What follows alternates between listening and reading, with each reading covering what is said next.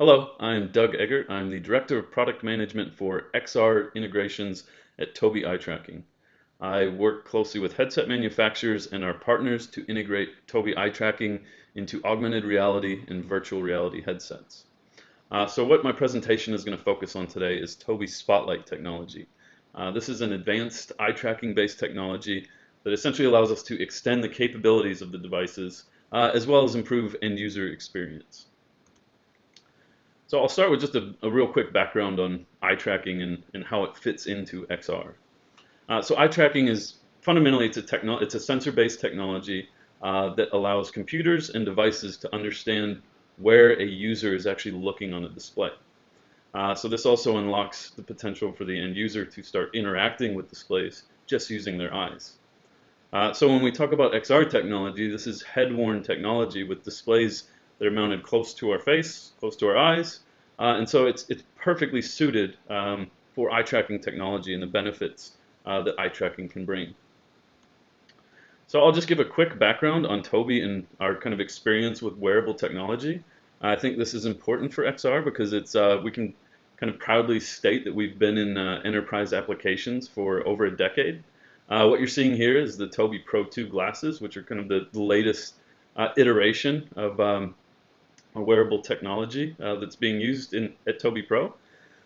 And so there's a wide range of applications that these have been used for, but essentially the glasses help monitor user kind of attention and understanding where people are looking and how they're interacting in a real world environment.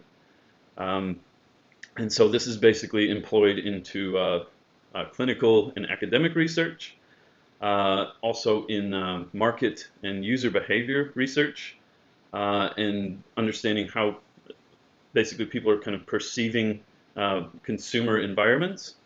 Uh, and then lastly, it's also used in essentially industrial applications. So anything from monitoring kind of skill assessment, stress levels within a working environment, safety considerations based on how someone's interacting with the work environment, all the way to basically performance assessment. And this is something that's also being used in professional sports to help athletes perform better based on these types of assessments. So now I'm going to talk more specifically about how we've kind of adapted that technology or leveraged it in XR. So when we think about the kind of we break it down into three primary pillars of value that eye tracking brings to the XR segment.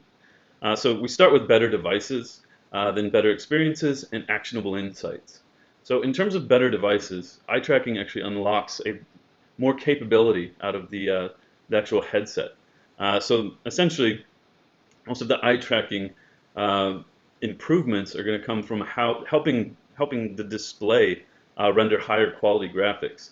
But then there's kind of a side effect of that where we can actually kind of optimize resources on the device, and this could actually lead to weight savings, less heat generation, and of course those resources can be used to basically improve other things. And then also, when we know kind of more about where the user's eyes are within the device, we can use that gives us information about the user, so user profiles, but also whether or not the device is actually properly fit. And this, I think, is a huge thing, whether or not the user is satisfied with the device, because if it's just not fitted properly, that can have a major impact on their experience.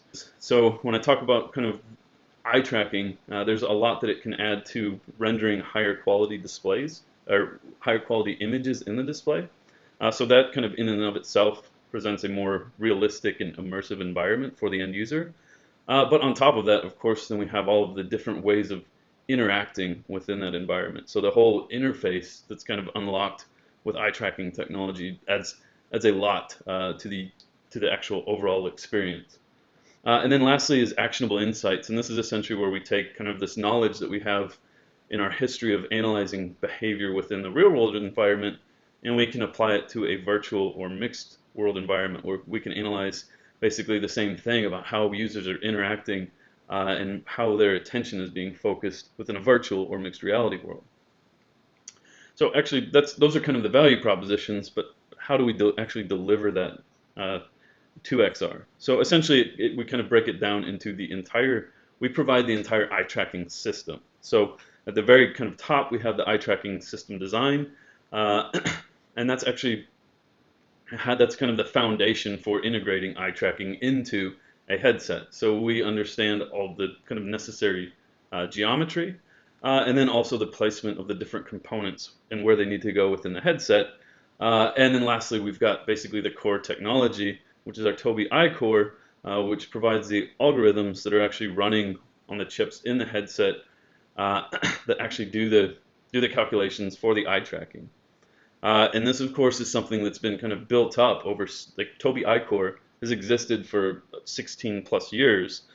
So we're just leveraging that kind of that technology in XR. So we've basically kind of built that up over time. It's nothing new for us. It's just we're leveraging it in the XR world. And then lastly, we have our development, our SDKs, or our SDK that provides documentation that helps developers essentially develop eye tracking, see examples, and basically makes it a lot easier to get kind of up and running and to get the value out of eye tracking. So just kind of speaking more specifically to the components, what I'm just going to show here is this is just kind of an overview of what the components look like for a AR headset.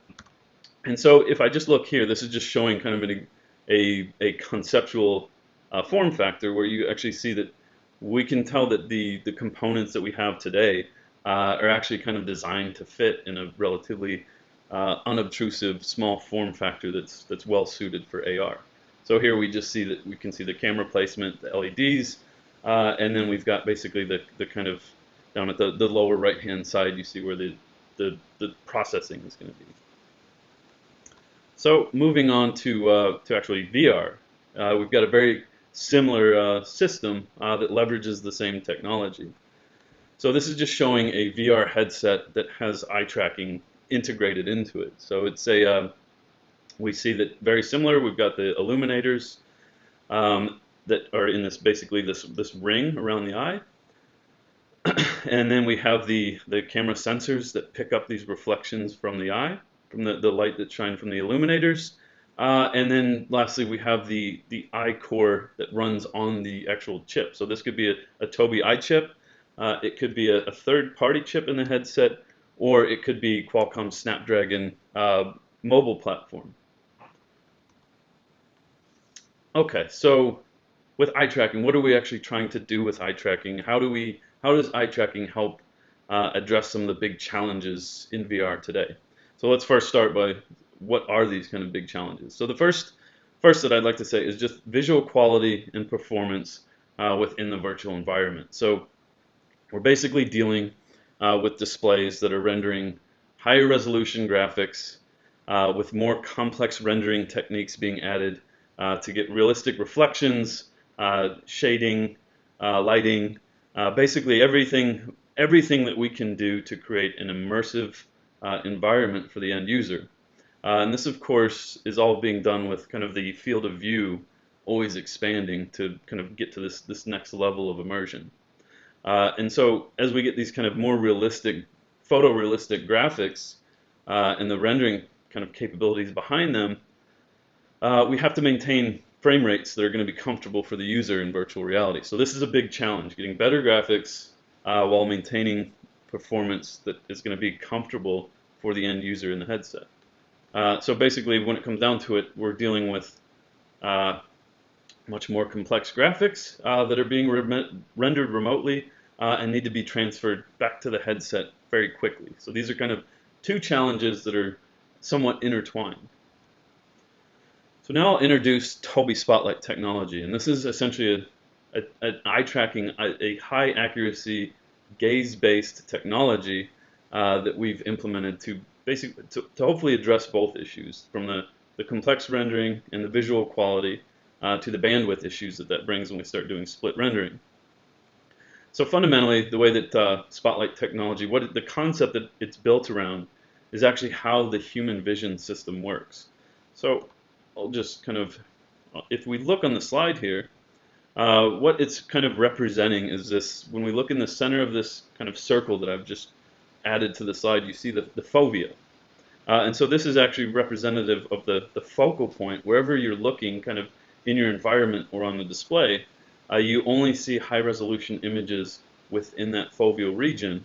and then as kind of it moves further out, you don't actually perceive the image in high resolution, and then out in the peripheral, the only thing you really kind of catch is flickering, any kind of artifacts, or colors or fast movements. So Tobii Spotlight Technology is really kind of what we're doing is we're using a low latency, high accuracy eye tracking signal to track this foveal region. So that can be basically fed into the graphic rendering pipeline, uh, and that information can be shared, and essentially we can either be smarter about how we compress or how we actually render images. So what I'm actually showing here is this is the view inside of a virtual reality headset. And what we can actually see here in the green area, that is the foveal region.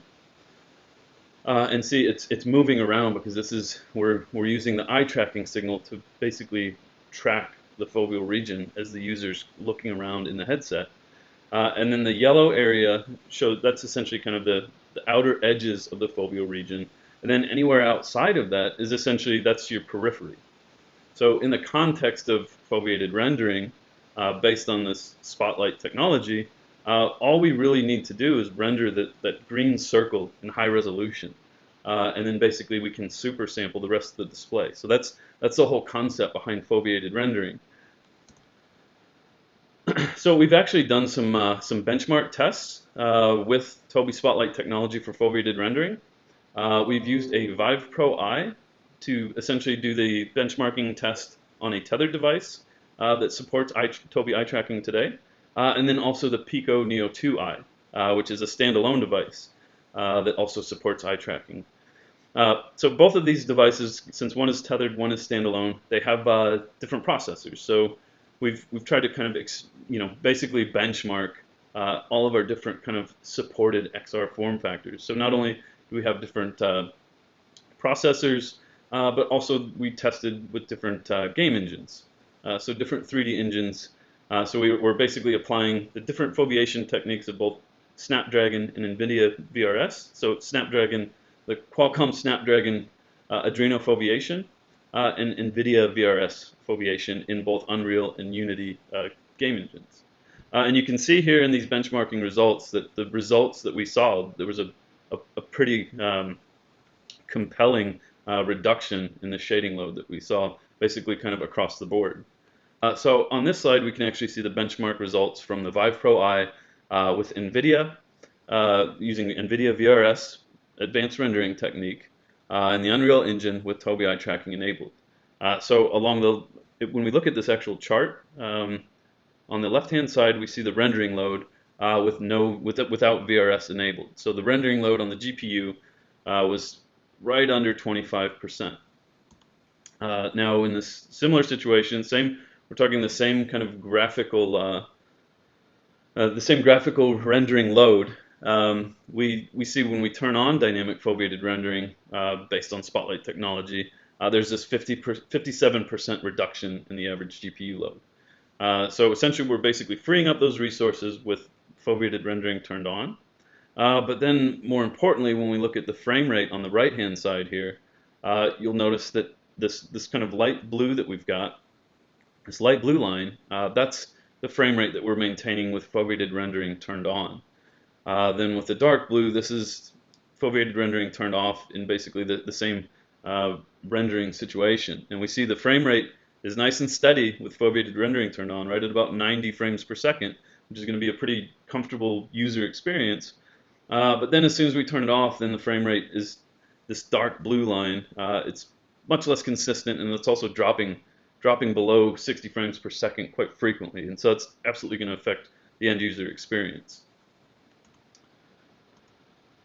So this slide is these are the results that we had with the Pico Neo 2 Eye in using Qualcomm Snapdragon Adreno foveation in a Unity 3D environment, a Unity built 3D environment with eye tracking enabled. So when we look at this chart kind of on the left-hand side, we can see with full rendering, the GPU shading load was right at about 78%. Then as soon as we turn the foveated rendering on, the average GPU load drops down to 26%. So this is basically freeing up headroom with the GPU just by using this foveated rendering technique. And again, I'll talk about the frame rate. And if we look here on the right-hand side, so we've got the 72% reduction in load.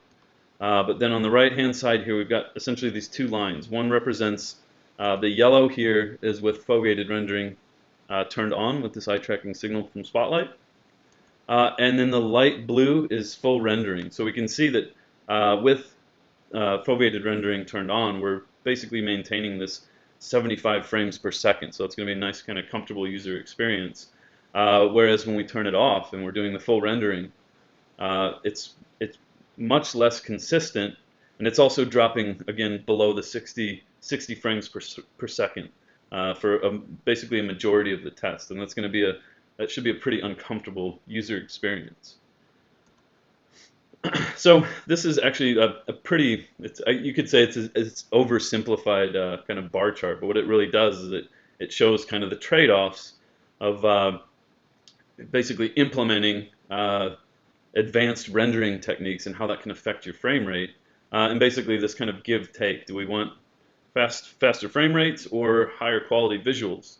So on the left-hand side here with this kind of light blue chart, we see, okay, with the standard VR scene, we can maintain 90 frames per second. Then we start adding these advanced rendering techniques to give a more realistic environment, and then suddenly our frame rate drops. But on the right-hand side here with the blue chart with improved visual quality and dynamic foveated rendering, this is showing when we turn foveated rendering on, we've got the advanced rendering techniques. The fact that we're just rendering that foveal region in high resolution, this is saving us the GPU headroom. And so basically we get the best of both worlds. We get high visual quality from the graphics, but then also the performance we need to maintain a good user experience. So this graph is actually what we're doing here is we're kind of looking into the future. If the display technology stays similar to how it is today, but we just start increasing the resolution, we're going to be rendering more pixels. And this chart kind of shows how as display resolution increases, so does the number of pixels that need to be rendered, either in a full rendering for this dark blue, the no VRS, or for fixed foveated rendering. So that's if you're just doing kind of a big kind of not an eye tracking enabled where you're really focusing the foveal region, but you're just using kind of an area of the screen. And then dynamic foveated rendering where we're actually using that eye tracking signal to just focus on the foveal region. So you can see here that as the number of pixels increases dramatically with the resolution, things stay relatively stable with dynamic foveated rendering because the foveal region is not going to increase. So we're always going to be kind of maximizing, we're always going to be focused on rendering high resolution just in the foveal region. So the rest of the display can continue to get kind of increase in resolution without taking this big kind of performance hit. Okay, so now I'm going to kind of switch gears a little bit and start talking and introduce Tobii Spotlight technology for foveated transport.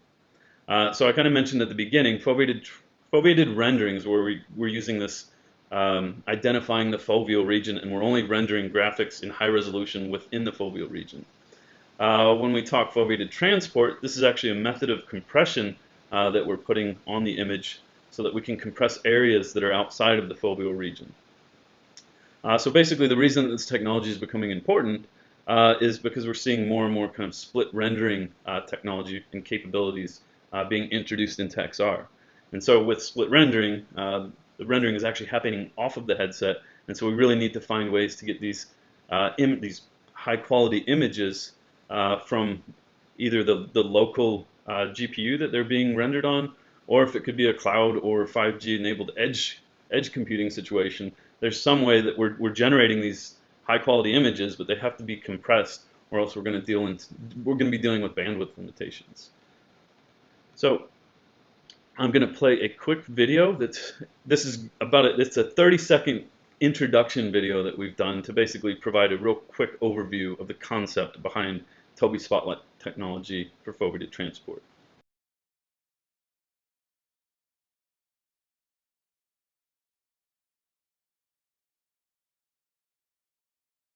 Bandwidth to the headset is a bottleneck within VR, but guess what? Nature has a perfect solution. Your eyes work like this. The direct focus is kept sharp. We call this fovea. Everything around is blurred. Let's apply this to VR. Eye gaze is tracked by headset sensors. This fovea data is sent to the GPU, next rendered, warped, and additionally compressed.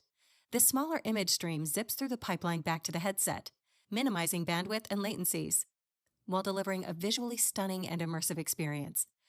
Perfect for local, cloud, and edge-enabled split rendering, whether over 5G, Wi-Fi, or cable. Headsets and user experience are enhanced with Tobii Spotlight for foveated transport.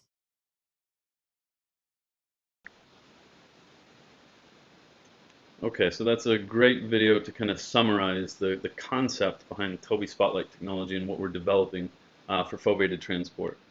What I'd like to do, though, is just kind of go a little bit more into the detail on the compression step so that you can kind of understand what we're actually doing when we say what we're doing prior to transport to actually save bandwidth.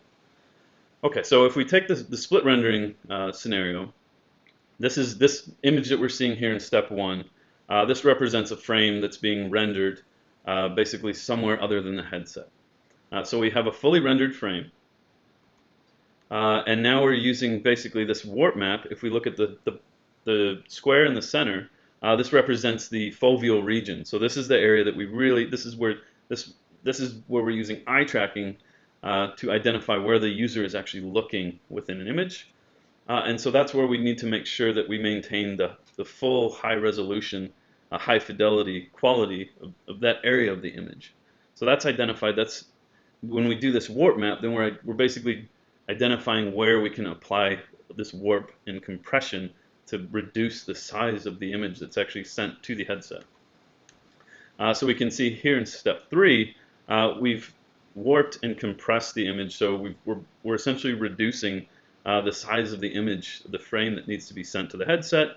That's sent to the headset decompresses, unwarps the image, and now we can see that we're displaying the full-size image, but then in the areas that we're basically kind of the compressed areas are not being rendered in as high quality because they're actually not perceivable to the end user, but this center area, this foveal region where the user is looking, is rendered in high resolution. So we basically reduced the size of the image that needs to be sent, and if this is done using a high quality, low latency eye tracking signal, and it's mapped exactly to where the user is looking, then there will be no perceived hit to the quality of the image, even though the size has been reduced for each frame. So we're saving on bandwidth with absolutely no kind of visually perceivable hit to the quality for the end user.